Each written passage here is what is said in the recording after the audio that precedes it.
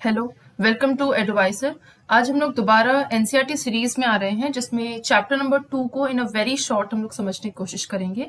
Chapter number 2 of class 7 जिसका नाम है न्यूट्रिशन इन एनिमल्स।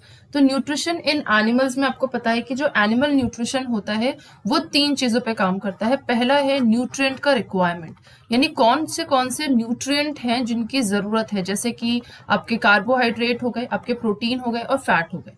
ठीक है। सेकंड जो है वो मोड ऑफ न्यूट्रिशन है, मोड ऑफ इनटेकिंग ऑफ फूड। ठीक है, मोड ऑफ इनटेक।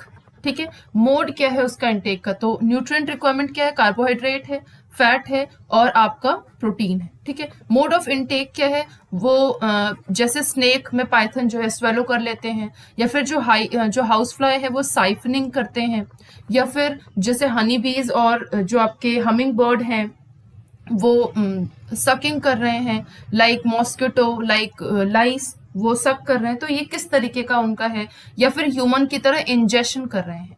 ठीक है, तो किस तरीके का मोड ऑफ इनटेक है उसको समझना है। और उसके बाद जो है जो थर्ड हमारा रिक्वायरमेंट है एनिमल न्यूट्रिशन में, that is utilisation in the body. क्या है, utilisation in the body. Body में यूटिलाइज कैसे हो रहा है, यानी कि जब डाइजेस्ट हो गया, मोड ऑफ इनटेक हो गया, उसके बाद डाइजेशन होगा, फिर एब्जॉर्प्शन होगा, फिर उसका एसिमिलेशन होगा एंड देन इजेशन होगा। तो 5 पार्ट्स में आपका ये होता है। ठीक है, डिफरेंट वेज आपको समझ में आ गए। ये चैप्टर का एक तरीके से नाम है डाइजेशन। तो डाइजेशन का मतलब क्या होता है, सिंपल समझिए कि डाइजेशन का मतलब होता है कोई भी सब्सटेंस को, जो कॉम्प्लेक्स सब्सटेंस है, उस कॉम्प्लेक्स सब्सटेंस को हमने कन्वर्ट किया किसमें, हमने उसको कन्वर्ट किया है सिंपलर सब्सटेंसेस में, सिंपलर सब्सटेंसेस में। ठीक है, तो डाइजेशन जो है वो डाइजेस्टिव सिस्टम के थ्रू होता है। ठीक है, यानी कि इसमें डाइजेशन जो है यानी कि डाइजेस्टिव सिस्टम के थ्रू। तो डाइजेस्टिव सिस्टम में कौन कौन आते हैं, डाइजेस्टिव सिस्टम में एक तो आता है इसमें डाइजेस्टिव ट्रैक्ट, और उसके बाद जो ग्लैंड्स उसमें एसोसिएटेड होते हैं। ठीक है, जो उसमें ग्लैंड्स एसोसिएटेड होते हैं। Okay, glands associated. अब डाइजेस्टिव ट्रैक्ट में कौन कौन से हैं, डाइजेस्टिव ट्रैक्ट, या जिसको हम एलिमेंट्री कैनाल कह रहे हैं, ये डाइजेस्टिव ट्रैक्ट जो है वो एक कंटिन्यूअस कैनाल में होता है, जो कि 5 कंपार्टमेंट्स में होता है। ठीक है, जिसमें पहला कंपार्टमेंट है बक्कल कैविटी। अब ये जो बक्कल कैविटी है, इसी बक्कल कैविटी में आपको कई चीजें मिलेंगी। पहले तो इसमें सलाइवरी ग्लैंड मिलते हैं। ठीक है, सलाइवरी ग्लैंड जो है दिस सिक्रीट सलाइवा, ये जो है ये सलाइवा सिक्रीट करते हैं। उसके बाद इसमें जो है बक्कल कैविटी में आपको टीथ मिलता है। अब जो ह्यूमन के टीथ होते हैं, पहली बात उसमें क्या क्या चीज होती है, हेट्रोडोंट का मतलब होता है आपको डिफरेंट टाइप्स के टीथ मिलेंगे, जैसे कि इंसिजर है आपका, फिर कैनाइन है, मोलर है, प्रीमोलर है, तो डिफरेंट टाइप्स के टीथ मिलेंगे। दूसरा जो इंपॉर्टेंट है दैट इज थेकोडोंट का मतलब होता है कि जो हमारे जो टीथ होते हैं वो सॉकेट्स में एम्बेडेड होते हैं। ठीक है, उसमें रूट होता है, वो गम्स में एम्बेडेड होता है, इसलिए उसको हम कहते हैं थेकोडोंट। और जो थर्ड है दैट इज डाइफायोडोंट का मतलब होता है हमारे पास 2 सेट्स ऑफ टीथ होते हैं, एक तो होता है मिल्क टीथ और दूसरा होता है हमारा परमानेंट टीथ। ठीक है, 6 to 8 ईयर्स के एज में मिल्क टीथ जो है, प्राइमरी टीथ जिसको हम कहते हैं, वो गिर जाते हैं और उसके जगह पे जो आपके परमानेंट टीथ है वो आते हैं। मिल्क टीथ टोटल कितने होते हैं, अप्रोक्सीमेटली 20 होते हैं। ठीक है, और उसके बाद परमानेंट टीथ आते हैं। ठीक, उसके बाद जो लास्ट है दैट इज टंग। अब ये जो टंग है वो कई चीजों में काम करता है, जैसे मैं बोल पा रही हूँ जस्ट बिकॉज ऑफ टंग की वजह से मैं बोल पा रही हूँ। ठीक है, तो बातें करने में आपको टंग का यूज होता है। जो सलाइवा जो सिक्रीट कर रहा है सलाइवरी ग्लैंड, वो सलाइवा को मिक्स करने में, फूड में मिक्स करने के लिए, या फिर उस फूड को स्वेलो करने के लिए, इन सब चीजों के लिए टंग जो है बहुत इंपॉर्टेंट है। और इसके साथ साथ टंग में टेस्ट बड्स भी पाए जाते हैं। ठीक है, जो इसमें सेकेंड है, ठीक है, डाइजेस्टिव ट्रैक्ट में जो सेकेंड कंपार्टमेंट है दैट इज ईसोफेगस। ठीक है, दैट इज ईसोफेगस को हम फूड पाइप भी कहते हैं, जो कि सिंपल, जिसमें पेरिस्टालसिस मूवमेंट होता है और बक्कल कैविटी से आपके स्टमक तक वो खाना को पहुंचाता है। अब एक और बात, बक्कल कैविटी में आपका जो है स्टार्च जो है वो कन्वर्ट होता है किसमें, शुगर में। कौन सा एंजाइम लगता है इसमें? सलाइवरी एमाइलेज एंजाइम की हेल्प से स्टार्च जो है वो पार्शियली डाइजेस्ट हो जाता है इनटू दी शुगर। फिर ईसोफेगस में कोई डाइजेशन नहीं होता। थर्ड कंपार्टमेंट क्या है? थर्ड है आपका स्टमक। स्टमक में तीन चीजें रिलीज होती हैं। एक तो आपका म्यूकस रिलीज होता है, जो म्यूकस स्टमक की लाइनिंग को प्रोटेक्ट करता है फ्रॉम HCl। सेकेंड जो इसमें रिलीज होता है दैट इज HCl, ठीक है, HCl जो है वो बैक्टीरिया को किल करता है, किल्स बैक्टीरिया, ठीक है, बैक्टीरिया को किल करता है, जो खाना में बैक्टीरिया पाया जाता है ना उसको किल करता है। और जो आपका म्यूकस है, mucus protect the lining of stomach, lining of stomach, stomach की लाइनिंग को, स्टमक की जो अंदर की लेयर है उसको प्रोटेक्ट करता है। और स्टमक से तीसरी चीज जो रिलीज होती है दैट इज स्टमक जूसेस, यानी कि डाइजेस्टिव जूसेस, ठीक है। क्या रिलीज होता है? Digestive juices. और ये जो डाइजेस्टिव जूसेस होते हैं वो प्रोटीन्स को पचाते हैं, प्रोटीन को डाइजेस्ट करते हैं और इसको सिंपलर सब्सटेंसेस में कन्वर्ट करते हैं, दैट इज अमाइनो एसिड। तो आप कह सकते हो पार्शली जो है इसको अमाइनो एसिड में वो कन्वर्ट कर देते हैं। नेक्स्ट स्टमक से आपका आता है जो फोर्थ कंपार्टमेंट है दैट इज आपका स्मॉल इंटेस्टाइन। अब जो ये स्मॉल इंटेस्टाइन होता है सबसे लंबा यही होता है, 7.5 मीटर का, 7.5 मीटर लॉन्ग होता है, हाईली क्वाइल्ड होता है। और इस स्मॉल इंटेस्टाइन में, ठीक है, बहुत सारी चीजों के सिक्रीशंस आते हैं, जैसे कि पहला लिवर का सिक्रीशन आता है इसमें। तो लिवर में एक्चुअली लिवर क्या करता है? वो सिक्रीट करता है बाइल जूसेस को, बाइल जूसेस को सिक्रीट करता है। और जो लिवर है वो आपका लार्जेस्ट ग्लैंड है, ठीक है, लिवर आपका लार्जेस्ट ग्लैंड है, यहाँ पे लिख सकते हो आप, लार्जेस्ट ग्लैंड है लिवर। ब्राउन कलर का होता है, एब्डोमेन में ऊपर की तरफ पाया जाता है, राइट साइड में, ठीक है। उसके साथ साथ जो आपका गॉल ब्लैडर है, सेकेंड वाला जो गॉल ब्लैडर है, ये क्या करता है? जो लिवर बाइल जूसेस को सिक्रीट कर रहा है ये उस बाइल जूस को स्टोर करता है, स्टोर बाइल जूसेस।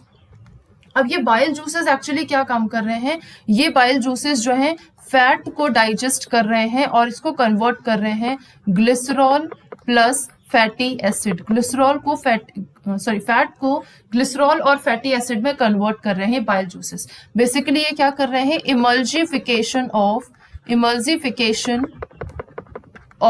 फैट का इमल्जिफिकेशन कर रहे हैं, ठीक है। थर्ड जो है दैट इज पैनक्रियाज जो है वो लीफ लाइक स्ट्रक्चर होता है, स्टमक के नीचे पाया जाता है और ये तीनों पे एक्ट करता है। ये कार्बोहाइड्रेट पे एक्ट करता है, जो थोड़ा बहुत बचा हुआ कार्बोहाइड्रेट है उस पे एक्ट करता है और उसको कन्वर्ट करता है into simpler substance that is glucose. जो प्रोटीन है उसके ऊपर एक्ट करता है, उसको कन्वर्ट करता है into simpler substance that is amino acid. और जो फैट है उस पे भी एक्ट करता है और उसको कन्वर्ट करता है into glycerol plus fatty acid, ठीक है। इन तीनों पे एक्ट करता है। तो पेनक्रियास कैसे एक्ट करता है? By pancreatic juice. तो ये एक्चुअली ये सब पैनक्रियाटिक जूस या जो लिवर का जो ये बाइल जूसेस है ये कहाँ पे आ रहा है? ये आ रहा है स्मॉल इंटेस्टाइन में। तो आप कह सकते हो कि स्मॉल इंटेस्टाइन में जो डाइजेशन है वो कंप्लीट होता है, ठीक है, कंप्लीट्स ऑल डाइजेशन, ठीक है, सारा का सारा डाइजेशन को कंप्लीट करने का काम स्मॉल इंटेस्टाइन में हो जाता है, ठीक है। फोर्थ के बाद जो फिफ्थ कंपार्टमेंट है दैट इज आपका लार्ज इंटेस्टाइन। अब ये जो लार्ज इंटेस्टाइन है वो अप्रोक्सीमेटली होता है 1.5 मीटर का, ठीक है, बहुत बड़ा नहीं होता लेकिन बहुत वाइड होता है, ठीक है। और इसमें जाता है अनडाइजेस्टेड फूड, और इसी अनडाइजेस्टेड फूड से दोबारा से रीएब्जॉर्प्शन होता है, किसका?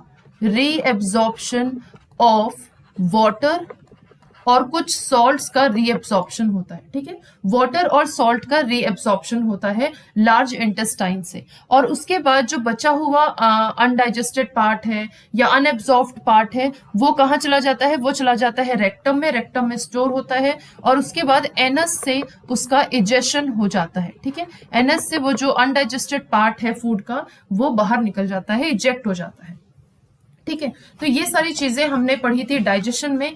इसके साथ मैंने इसमें ग्लैंड्स भी बता दिए आपको सारे के सारे। ठीक, अब नेक्स्ट बात आती है absorption in the small intestine. Small intestine में एब्जॉर्प्शन कैसे होता है? ठीक है, एक सेकेंड, देखिए, एब्जॉर्प्शन इन स्मॉल इंटेस्टाइन। अब स्मॉल इंटेस्टाइन में एब्जॉर्प्शन कैसे हो रहा है? आप स्मॉल इंटेस्टाइन का जब स्ट्रक्चर देखोगे तो आपको इस तरीके का स्ट्रक्चर दिखेगा, और इस स्ट्रक्चर को भी अगर आप बहुत ही माइक्रोस्कोपिकली देखेंगे तो आपको इस तरीके का स्ट्रक्चर, ये पूरा का पूरा, यानी कि यही जो मैंने इसे सिंपल बना दिया है वो इस फॉर्म में होता है। तो इस फॉर्म में होता क्यों है? To increase the surface area.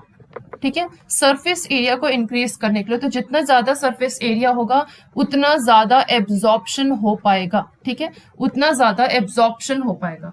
तो जब एब्जॉर्ब हो जाएंगे ये सारे के सारे न्यूट्रिएंट्स, एब्जॉर्प्शन ऑफ किसका एब्जॉर्प्शन होगा? न्यूट्रिएंट्स का एब्जॉर्प्शन होगा। जब न्यूट्रिएंट्स एब्जॉर्ब होंगे तो उनका हो जाएगा एसिमिलेशन।